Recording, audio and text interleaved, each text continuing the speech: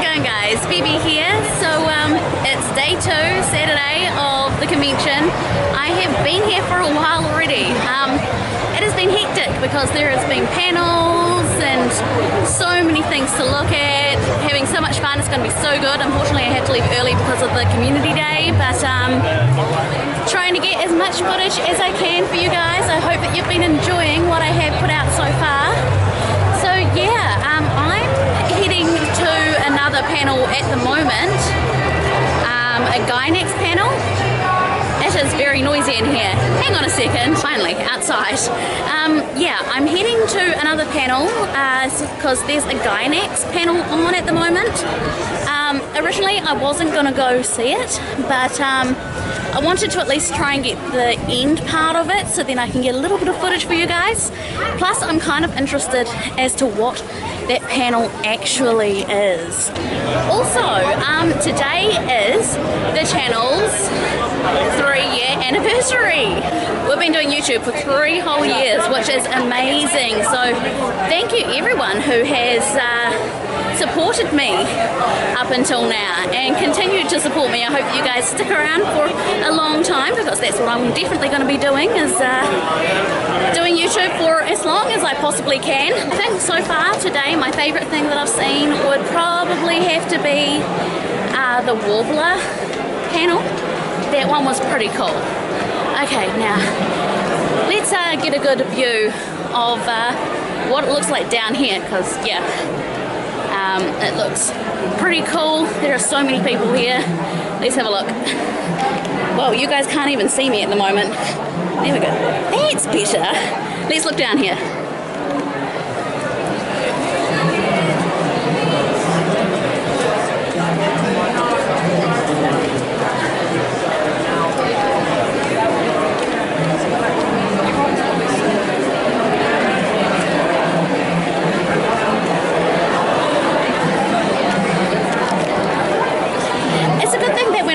Dead, otherwise all of that back there is going to be an issue. Alright, let's get into the panel. I'm Ethan, that's me from Two Player Creations. I'm Rebecca, that's me, Pink Star Cosplay. And we've been dabbling with Worbla for a few years now, and we just find it really fun. So we're going to go over sort of like the basics, what you can do with it, what you can't do with it, sort of the options you can do, and we've got a lot of awesome examples from me and Rebecca of sort of stuff we've implemented it with and sort of creations we've come together sort of using Worbla. So what is Worbla? So Worbla, it's a thermoplastic, so you heat it up, mould it over anything pretty much, and make pretty much anything that you want. So it's an innovative, God, I can't say that word. Innovative, non-toxic, and yeah, it just pretty much you can do anything with it. Your creativity is endless. So yeah, it self-adheres, which is great. It means you don't use any glues, because God knows glues are annoying to use and they usually are horrible and full of chemicals. It's super easy to use and there's zero waste, which we all love. There used to be a product called Wonderflex, similar sort of product, but it had a mesh backing and you couldn't reuse any of the scraps. Pretty much once you cut it, that was it, you threw it away. Couldn't use any of the extra. Whereas this, you can actually mould it and use it for like details and other bits and pieces. And, yeah, so you can use this completely happily indoors, even when heated. It doesn't give off any sort of toxins or any fumes. I don't know if anyone's ever been using like contact adhesive in a small space and you start to feel a bit lightheaded, a little happier than you might have been earlier. The beauty of that, guys, is it's sort of, it means like your upfront costume materials is pretty much kind of all you need. Afterwards that, it's just like, it just does what it does. You don't have to like buy heaps of different glues or contact adhesives or get like finishing materials or curing aids and stuff. It's pretty much you just heat it, form it to whatever you are, let it cool down, and boom, pretty much done. The range, guys. I guess I'll be very honest first up. I started Worbla NZ about 2 years ago. Sort of launched here in order to make sure there was like a really reliable source of Worbla here in NZ at a price that wasn't ridiculous. I think originally that was not cheap. Yeah, sort of like upwards of $130 a sheet back in the days. Plus shipping, because most of the time I used to have to get it from overseas, which is fantastic. So I really wanted to use it. I saw Rebecca using it and I was like, I'm just going to bite the bullet and start a company importing it. So the range, guys, you've got sort of the Worbla OG, which is Finest Art. So this was sort of the original one that the company in Hamburg, Germany launched. Funny thing about Worbla, guys, it used to be, its original purpose was for making like shapes and shoes for footwear. So like the sort of like heels and hard bands in it and stuff. You want to go more into it? Yeah. This is the basic one. It's probably the roughest out of all the different warblers that you can get. So that's the texture on the front. So on the back it has like this shiny side. That's the side that adheres down to either to itself or like onto like EVA foam and things like that. So when you're heating it, you always want to put the shiny side down onto whatever you're using it on, with the rough side up. And the next in the line, guys, is blackout. So that's a higher count composite material, so it's a lot more particles, which means you've got a lot more to sort of dabble with before you start to see any of that sort of hocking almost. Recently we launched curly art, and this is like the smoothest of the smooth. So this is like imperceivable, you can stretch the heck out of it. I've been using it a lot lately to sort of like make little sculptures, and people are making some really crazy stuff with it. Really good for details, because when you're like making details, usually you're like mushing all the warbler up and like rolling it and things like that, and that's where the regular warbler gets really grainy, whereas the pearly warbler stays super smooth. So all your details stay nice and clean, you don't get any of the bumps and things on it. So self-plug, guys, if you don't know where it is, you'll be surprised how many people on like the Cosplay NZ site like, oh, where can I get Warbler in New Zealand? If you just type in Warbler New Zealand in Google, it's like the first thing that shows up. So. Getting started, so there are some basic tools that you really need to start working with Warbler, because once you get a sheet like this, you go, now what? So you get a heat gun, something like this one, and you can heat it and then start moulding it. You also want a couple of other things, scissors obviously to cut your warbler, baking paper, because it's really good to stop the warbler from sticking. As I said before, it's got quite a sticky back. It pretty much sticks to anything that you're moulding it over. So if you use the non-stick baking paper, that's going to stop it from sticking to any of your surfaces, because there's nothing worse than making this nice piece, pulling it up and realising that all the edges are stuck to the table, and then you've ripped all the edges off and it's a disaster. So definitely baking paper, and a marker pen is always good, so you can trace out any of your patterns, because obviously you get a piece of warbler, you're going to want a pattern to put on it to make your armour piece. So you want to trace around it, and when we're tracing around, we usually use about 1 centimetre around each pattern. So we get something like this sort of pattern, we'd cut that out of foam and then trace it onto the warbler with about 1 centimetre gap, so that we can either fold it over, or we can do another technique called a sandwich technique, which we'll go into later. Other tools, obviously EVA foam. It's usually what we use for the base of all of our armour. So we use the foam and then put the warbler over the top of it. You can just use warbler by itself, but it does make it a little bit more flimsy. It's a lot stronger when it's got the EVA foam in between. Heat resistant gloves are good. My fingers are kind of used to it now. I think they've become burn resistant because I've burnt them that much over the years. But yeah, it does get quite hot, so heat resistant gloves are good. Or once you've heated it, just wait a few seconds before you start using it. You don't want to get burns. Rolling pin is really good to make your warbler nice and smooth over your EVA foam, because once you put it over your foam, you can sometimes get air bubbles trapped between the foam and your warbler. So just rolling it out is really good. If you do get any bubbles, you can put in like prick it with a pin and kind of squeeze them out. But generally, if you roll it with a rolling pin straight onto your EVA foam, you're good. And you can use sculpting tools, so you can like make details and things like that. You can also use moulds and things. This is where we take a pattern, we make it into EVA foam, and then we will heat one side of warbler, and we'll put the foam on top of that, and then we'll heat the next piece of warbler and put that on the other side of the foam, and we're pretty much just sandwiching foam in between two sheets of warbler. This way is really good to make like nice detail if you've got details on your foam already. So you can see here, Ethan's pressed in some of the details from the foam through with his warbler. It also makes a really sturdy base, so I tend to use this for most of my like initial base pieces, just because it's so strong, and also it's really good because then you can put attachments on the back because you've got the Worbla base behind it as well. So like this here, it's got the Worbla in behind as well as in the front. That's how I do most of my armour bases. And then there's also the fold over technique. So most of my armour pieces I actually use a range of Worbla. I generally don't just stick with one type.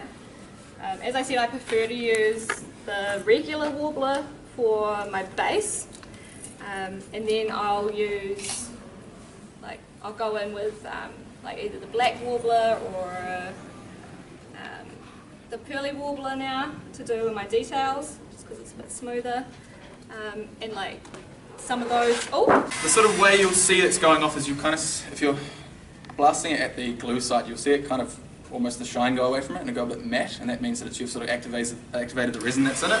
So obviously varies dependent on what weather it is. Like if you're in an outdoor workshop, it might take a bit longer if it's cold. Now that stretches to an extent. The ones with the granular will sort of snap a bit earlier.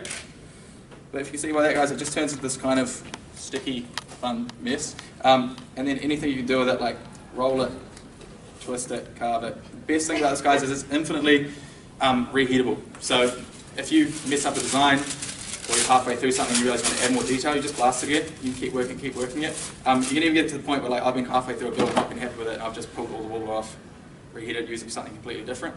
So that's what we mean by zero waste. Like, always hold on to your scraps. You can reform them for smaller details. So how difficult is it to move in like an armour set once you've actually made it, and how heavy and how hot would you get in it over a con? This one. No, it depends how well you do the attachments and things. So, I mean, quite often you'll have quite good movement, like shoulders and things. Depends if you have lots of stuff on your legs, whether you can. Most people are able, like, depending how you make it, you should be able to move regularly, like, quite well. It does get quite hot. This one here is kind of pretty much straight onto, like, really tight, like a corset, so it gets quite sweaty, which means that you do have to be a little bit careful wearing it for too long, because your Worbla can start de-shaping from your body heat. Okay. But that's only really for something that's on your chest. Anything else is usually pretty fine. You won't have any problems with it. The main stuff, all the bulky stuff, is obviously like anything you're basing on a video game or a character. It's not really realistic. Not practical. Like, you might want in medieval times had a shoulder that was like 50 metres this way with like 5 skulls on it. Art directors, art creators. So like as you get used to it, it's just sort of like making sure you're avoiding any pressure points or articulation points on your body. So anywhere that, like, the biggest trouble is when you build something like this, you're trying to make it not hit you in the head as you come to just like wave at someone. So I tend to, like, if you notice there's not too much going on my actual like rollover on my shoulder or in the joint seams, because just little techniques where, like, you might see this plate drop slightly further down, and that's to stop the bicep plate hitting into it, because you don't want to walk around and be like basically making like clapping sounds as you're walking and just like smashing into itself. And this here, I actually made the horns at the side are like massive. They're actually supposed to go further like upwards rather than out. I had to make them go further out so that I didn't whack my like horns from my helmet on them constantly. So I could freely turn my head in this costume without any problems. So it's a lot of forward thinking of like, okay, got to make sure I've got enough space between things and trial and error. And do you think it's very beginner friendly to like just kind of jump in once you kind of know the bits and pieces that you need? To a straight armor build? Yeah. There's no really other way around it. Like, I started So a just few years go ago. in deep. I was like, I want to build a Halo suit. So like, I hadn't built anything before, and I was like, here's a good idea. I'll build like the biggest stuff you can do. And I had like floor mats. I almost burned my house down. It was just like madness. But then like, monster.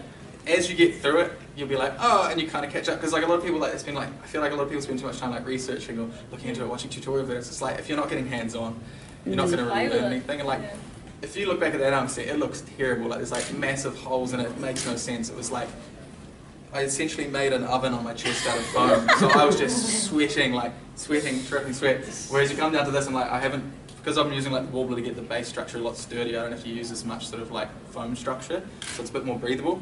So that one was actually like quite nice to be, and I've got like big vents in here for breathing out. Helmets are probably the worst once you lose vision, especially in there. Yeah. It's horrible, man. And like, I'd say that if you're going to do a big armor build, just like be careful in crowds, because if you get cornered for photos and stuff, and you're like slowly losing oxygen as you sweat away, like it can get pretty stressful.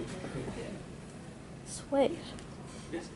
Do you guys have any like tips for sort of covering, sort of smoothing out the seams on the trans part? I find that they're quite a lot more obvious. Yeah, transparent is a fun one. I guess it's like smoothing out the seams It's- on any yeah. sort of like plastic. It's- Like you'd have to go hard sand all the way up to like lower grids and then start to like wet I sand was it. wondering if I there don't know was if a you've ever better like way of finished a doing car it. panel when you're trying to get clear coat to actually look clear. I was Yeah. just wondering if there was a better way of doing it. It's a little less one of those- forgiving than the rest of the range, I'd say. It's definitely the least forgiving, and it's not. It doesn't stick to itself as easy as normal warbler, which I find. But it's really good for like stretching over stuff. Like Yeah. I made my like crystal gems, as I said, like to put LEDs inside. Like it's really good, and then you can paint over it and everything, but it's got that nice like transfer. I've also seen people use it in an actual vacuum former as well. Yeah, vacuum And former. that's created some like really crazy stuff. I've seen people like get it to activation temperature and put it over like visor finishings and stuff. Have you guys tried a vacuum former yourselves?